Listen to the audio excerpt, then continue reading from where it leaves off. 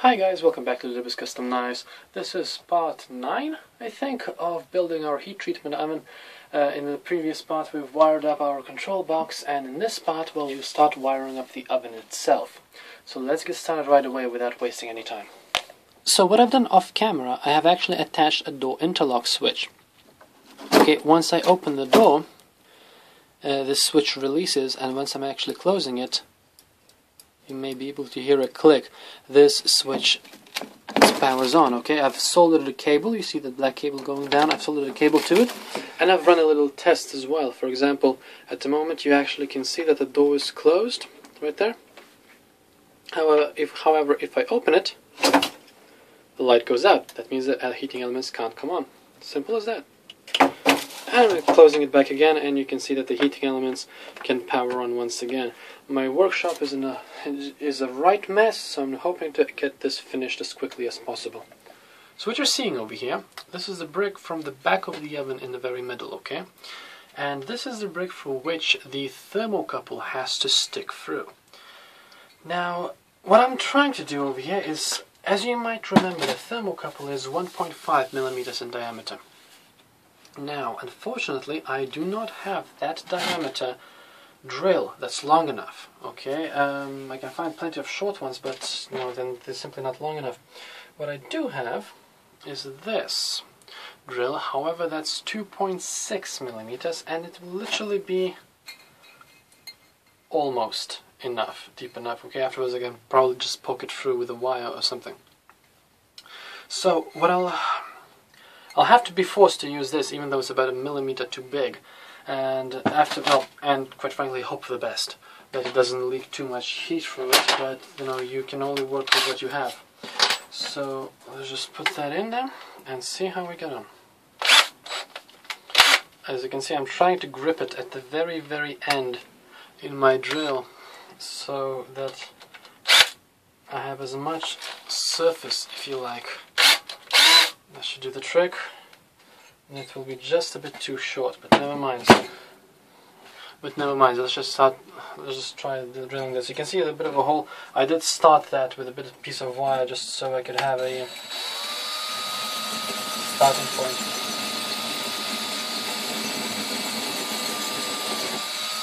There we go. That's actually in by a significant amount. I've sunk the whole drill in there.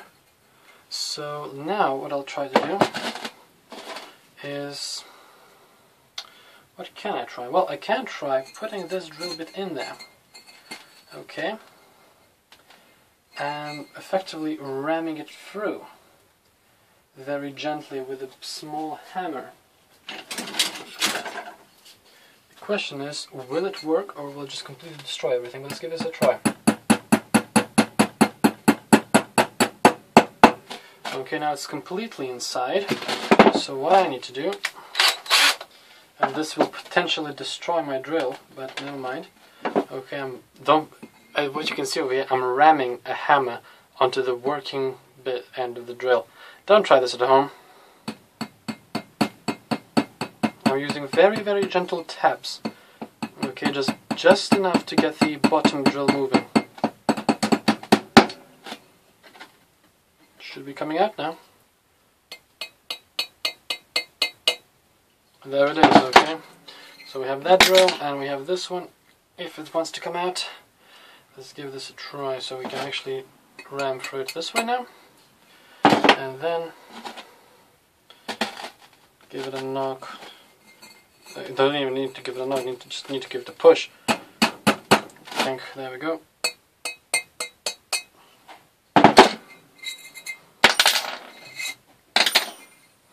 There it is. So now let's see if my thermocouple can fit through that hole. So let's give this a shot. I'll be very careful not to damage my thermocouple. I'm having some resistance in there, but not a lot.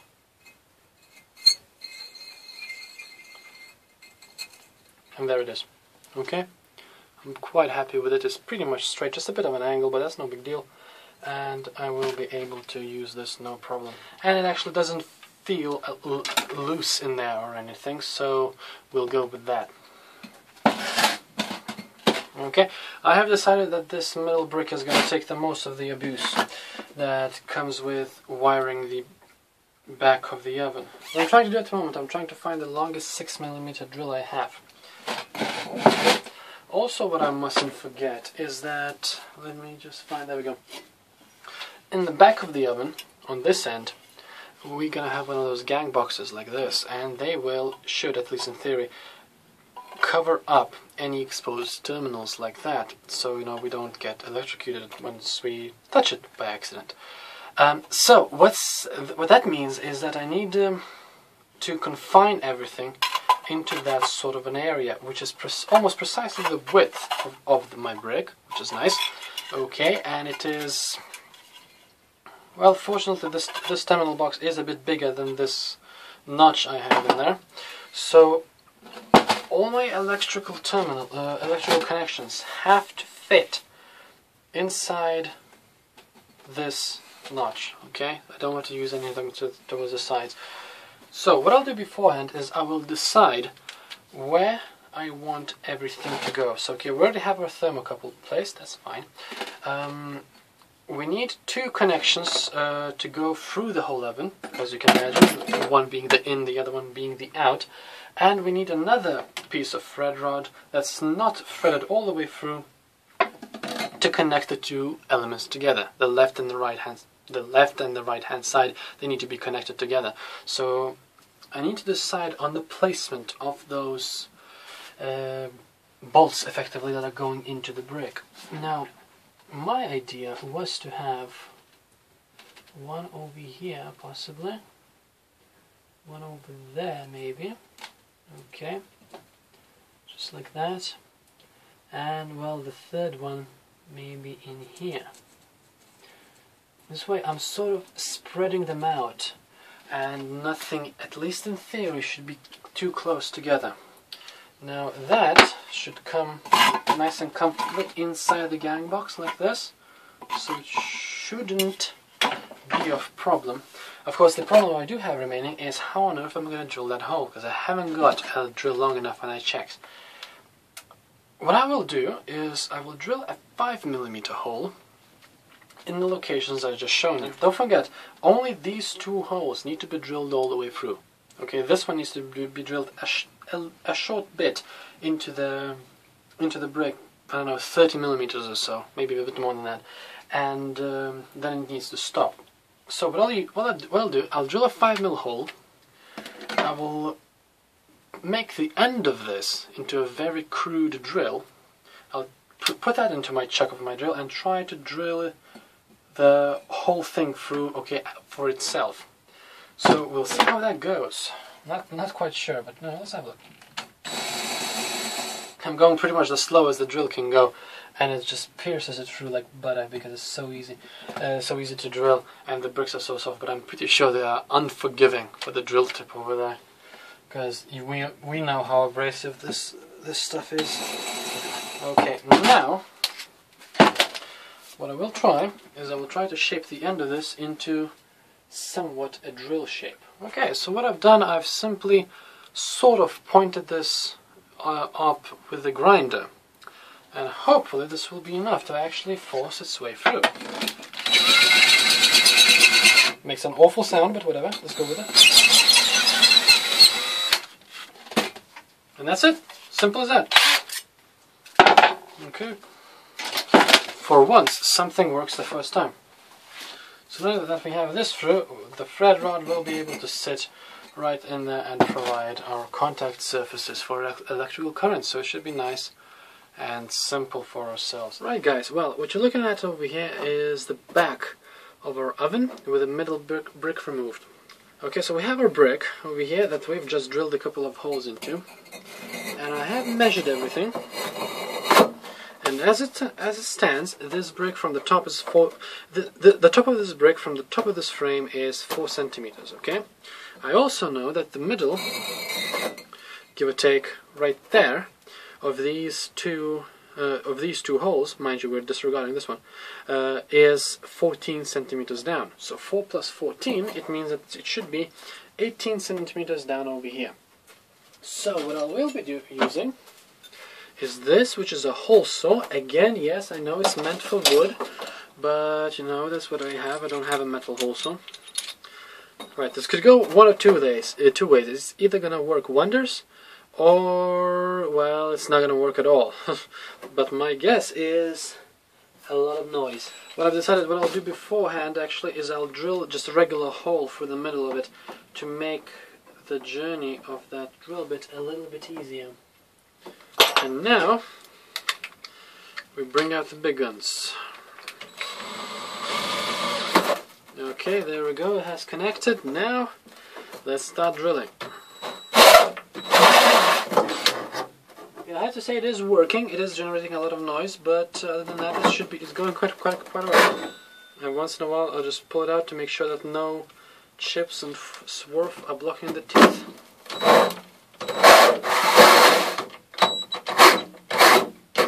There we go!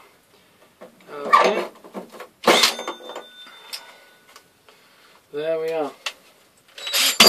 Okay, I'm not even touching the hole saw because I'm pretty sure it is darn hot. Okay, oh yeah, it generated quite a bit of heat.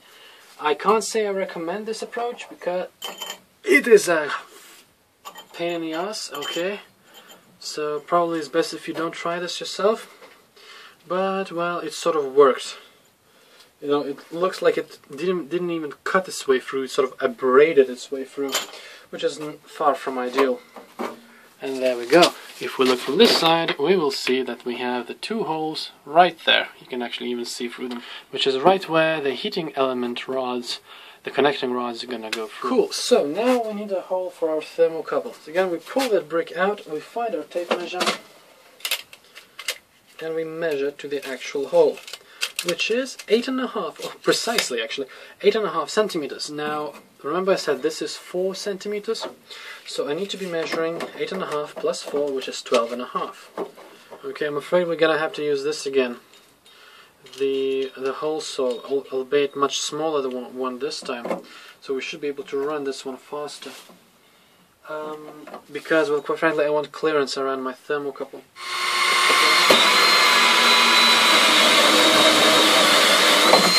And there it is. Okay, let's pull this through and let everything cool down. Now we have another hole, which is, of course, perfectly big enough for our thermocouple. Okay, everything is just right now, and I will be able to pass through all the terminals. So the next job that we're going to be doing is we'll be routing the grooves for the elements in the bricks. And that's going to be a hell of a job, I can tell you right away, because it's going to be really dusty. But we'll do it tomorrow, okay? I think I'm done for the night. Plus, I don't want to be too noisy now. Okay, so let's call it a day, and I'll see you guys tomorrow morning. So there we are the next morning, and now we'll start routing the slots in the side bricks, okay, for the heating elements. So let's get started right away without wasting any time.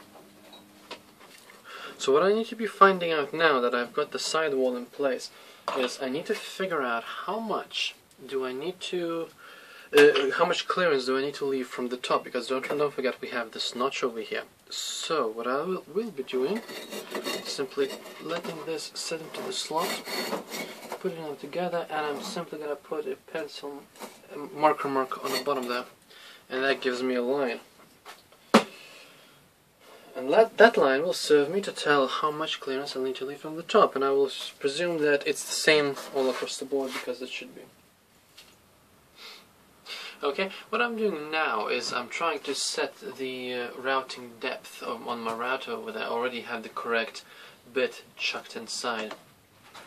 As we may remember, my heating elements are 13.8 millimeters in diameter. However, I don't want the groove to be precisely that. I want to be a little less, about 10 millimeters in diameter. The reason for that is so I can, what would be the word? So I can leave the heating elements sticking out by a tiny amount. Okay, so let's just set this up. Yep, that should be 10 millimeters. That's cool. Okay then, so let's start marking everything out then. Okay, so there we go. We have our bricks, and we have our mark right Okay, right here is our mark where we have marked where the bottom of that roof goes to. So let's grab a tape measure, which is right here, and see how much working we have. It is just shy of 12 centimeters. Okay, there we go. I found myself a pencil, so I'm gonna use that to mark out these bricks.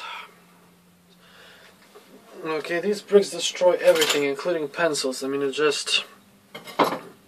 I did this one line, and the lead is pretty much inside.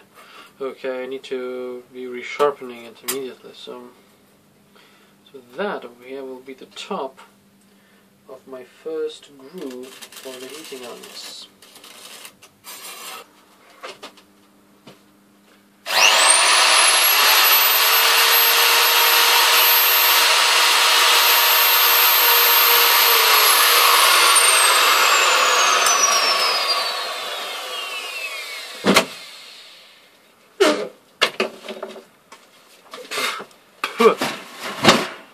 Remember what I told you about the dust? Right, okay.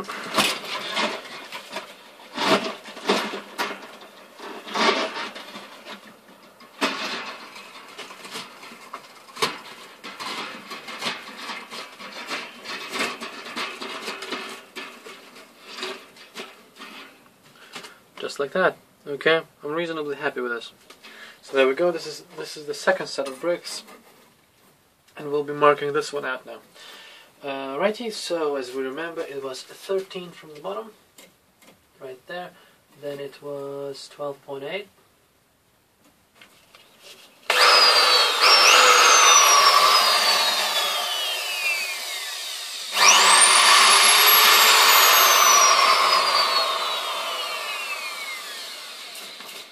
There we go. Well, there we are. What I'm trying to do now is I'm trying to figure out how much of this tail I need to leave. Okay, because the heating elements have got this long tail, of course. So I need to figure out how much of that needs to be left on them before I snip it off.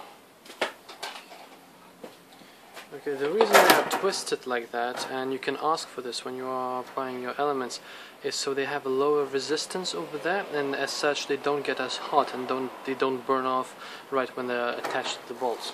Okay, it's a good idea to actually ask for your ends to be twisted like this.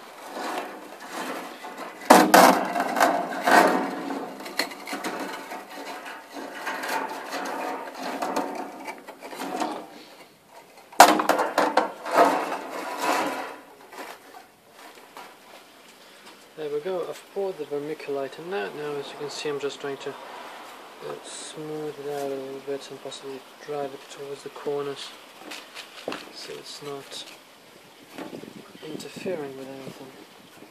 There we go, that should do the trick just fine. So now the point comes that I need to actually set the second row of elements into their wall. Okay, the way you find out how long your element needs to be is quite simple actually. Just take a rope, some description, and just set it in there into all the grooves, just like that.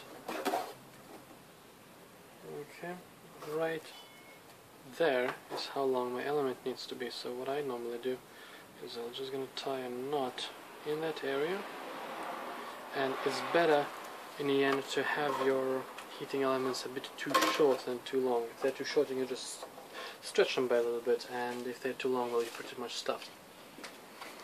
Right, sorry guys, I didn't get to see a lot of that, but once again my camera ran out of juice, and well, there were quite a few other distractions as well that kept me from going at this.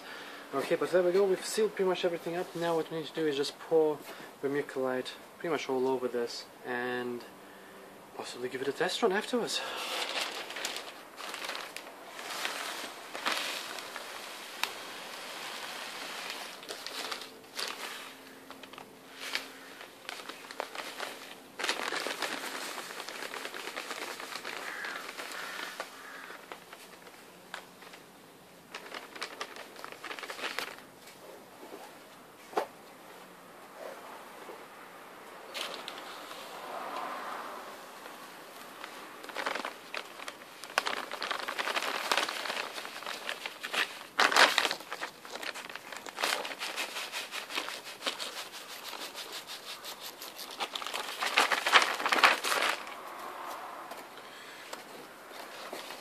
a bit more time. I'll need to be getting another bag of this, just to fill everything else up, but for the moment it should be enough. Okay, so there we are. So let's secure the lid.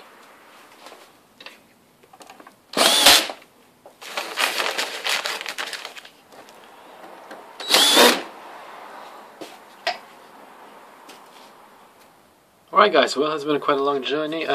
Today's been, well, full of ups and downs, as they say. There's quite a few distractions along the way, but now I've fully assembled my kiln, give or take, and it's ready for its first test run. So let's give this a shot, shall we?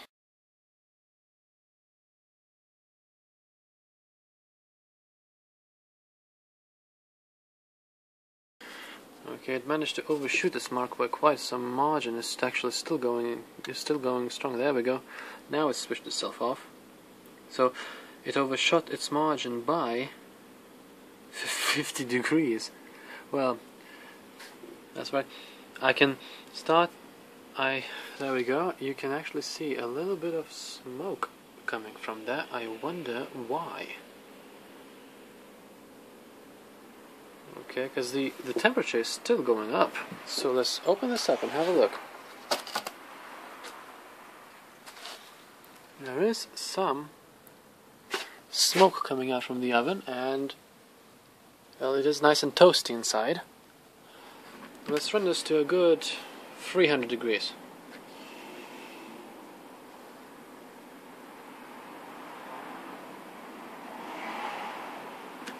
Okay, 310, that'll do. And 10.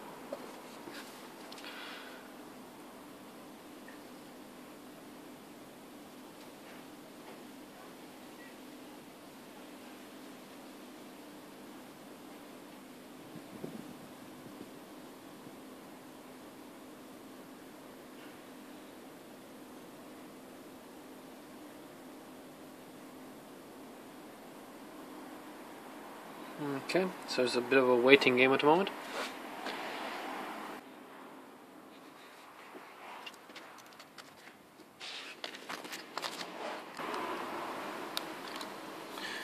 Okay, I'm just putting in your little tripod. When you see that light go out, you'll know that the elements are up to temperature.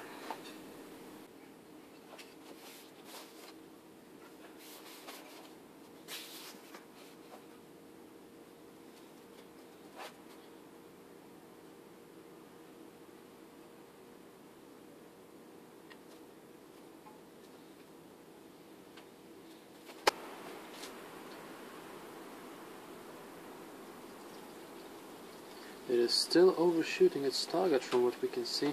Obviously that's probably because the auto-tune hasn't been... There we go. So it's overshot its target by 12 degrees.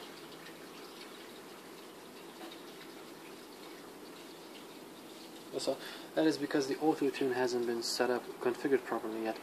Okay, let's try to bring this even higher. Let's try 600 and see how long it takes.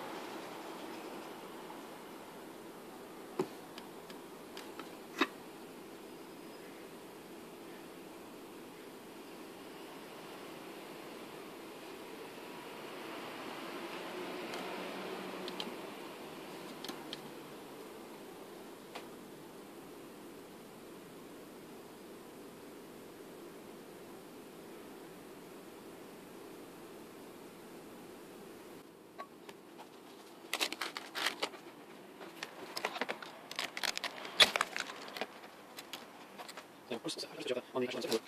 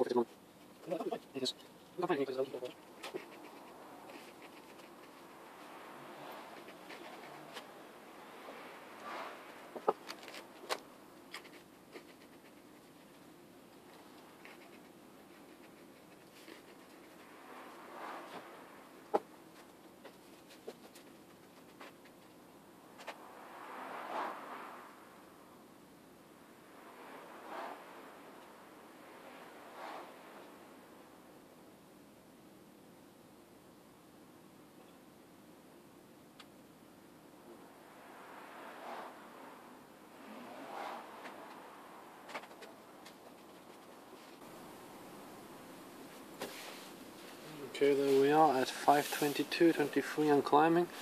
I can't feel a hint of heat on this metal skin, must be said. Actually, maybe a little bit towards the back. There's a in this corner right here. In this corner right here is a hint of it being warm, and that everything else is really cold. I mean, mind you, we are outside and it's about 13 degrees now. This front over here feels maybe a tad warm right there. Okay, the sides are perfectly cold. Well, the back I'm not going to touch because I have live terminals in there. So, the front of the door feels very cold. The side, the hinges, this side feels cold as well. So, it's not bad. Okay, we're at 5:40 now when climbing.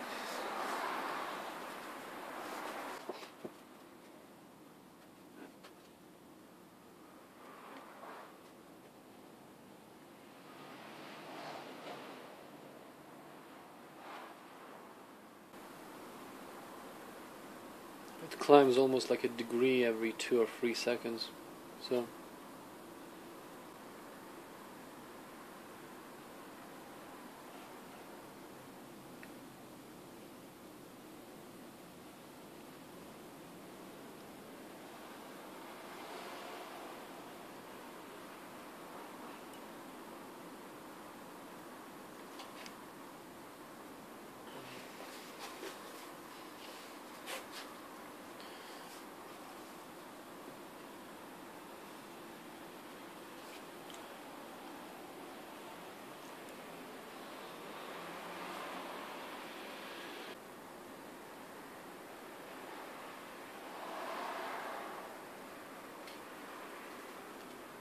So 6, 7, and in theory it should switch off now, and it does.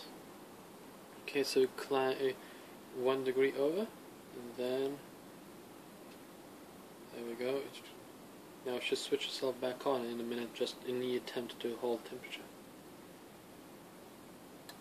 There we go, and it does. There is quite a large deviance, as you can see. It's what, 11 degrees, 12 degrees, 13, 14 degrees. Wow, 15.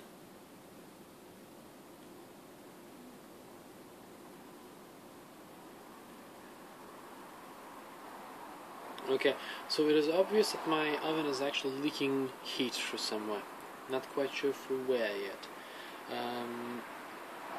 Because as soon as the elements switched themselves off, it lost 16, was it, degrees of temperature? Anyway, let's have a look inside. Okay, we'll have to make sure we don't touch anything inside because the heating elements are going to be live. But there it is. Okay, so you can see the pile of vermiculite that